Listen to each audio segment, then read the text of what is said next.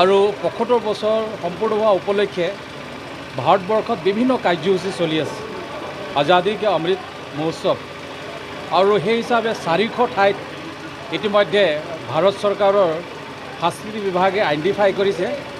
আৰু বিভিন্ন মন্ত্ৰী সাংসদসকলক যাবৰ কাৰণে নিৰ্দেশ দিয়া হৈছে আৰু এই অভাজনক ইতিমধ্যে দায়িত্ব দিয়া হৈছিল যোৰহাটলৈ যাবৰ কাৰণে আৰু যোৰহাটত আমি কেইবাটাও কাৰ্যসূচী কৰিছোঁ য'ত নেকি আমাৰ যোৰহাটৰ প্ৰথম MP যোৰহাটৰ MLA দেৱেশ্বৰ ডাঙৰীয়াৰ প্ৰতিমূৰ্তিত কালি আমি মাল্যাৰ্পণ কৰিছোঁ আৰু যোৰহাটৰ যিসকল মুক্তিযুঁজাৰু আছে তেওঁলোকক সন্মান জনাইছোঁ যিসকল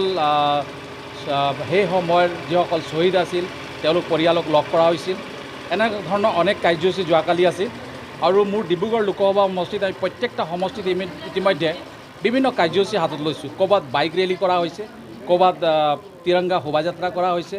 ক'ৰবাত আমি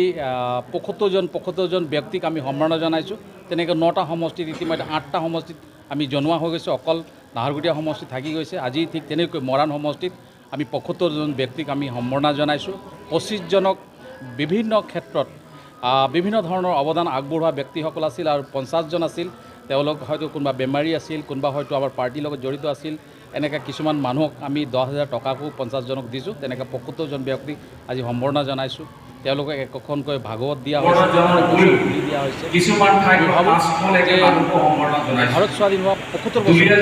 আৰু নিশ্চয় ৭৫ বছৰ হৈ যোৱা উপলক্ষে ভাৰতৰ প্ৰধানমন্ত্ৰীৰ ইচ্ছা যে আমি বিভিন্ন ধৰণৰ কাৰ্যসূচী কৰিব লাগিব ক'ৰবাত ফুটবল খেল চলি আছে ক'ৰবাত ক্ৰিকেট খেল চলি আছে ক'ৰবাত তেনেধৰণৰ খেলা ধূলাটো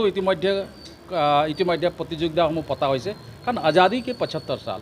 ভাৰত স্বাধীন ৭৫ বছৰ হৈ গ'ল সেইকাৰণে বিভিন্ন কাৰ্যসূচী ইতিমধ্যে হাতত লোৱা হৈছে আৰু সকলো ঘৰত ইতিমধ্যে তিৰংগা উৰাবলৈ কাৰণে ইতিমধ্যে ভাৰতৰ প্ৰধানমন্ত্ৰী আহ্বান জনাইছে আৰু আমাৰ বিশ্বাস আছে 13 তাৰিখৰ পৰা 15 তাৰিখৰ ভিতৰত সমগ্ৰ ভাৰতবৰ্ষৰ সকলো গাঁও চহৰত তিৰংগা পতাকা উত্তোলন কৰা হ'ব ঠিক তেনেকৈ ইতিমধ্যে আমি দেখা পাইছোঁ ভাৰতৰ প্ৰধানমন্ত্ৰীৰ প্ৰতি সঁহাৰি জনাই এটা বিষয়